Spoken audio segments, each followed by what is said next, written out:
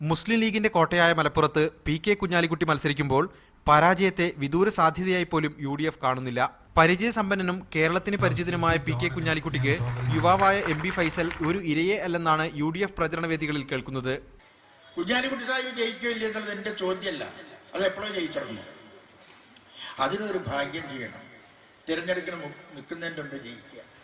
ഇതിനി പ്രസംഗത്തിന്റെ ഒന്നും ആവശ്യമില്ല. പുതുമുഖമായ ഫൈസലിനെ സ്ഥാനാർത്ഥിയാക്കിയതിലെ യുക്തിയും സാധ്യതയും എല്ലാ വേദികളിലും പറയാൻ LDF പ്രത്യേകം ശ്രദ്ധിക്കുന്നുണ്ട്. നമ്മുടെ സ്ഥാനാർത്ഥി ശക്തി പോരാ, നമ്മുടെ സ്ഥാനാർത്ഥിക്ക് പ്രായം കുറഞ്ഞു പോയിരുന്നു. ഒരു 36 വയസ്സുകാരൻ എങ്ങനെയാണ് 66 വയസ്സുകാരനെതിരെയൊക്കെ മത്സരിക്കുന്നത്? എന്തിനധികം പറയുന്നു, കുറ്റിപ്പുറത്ത്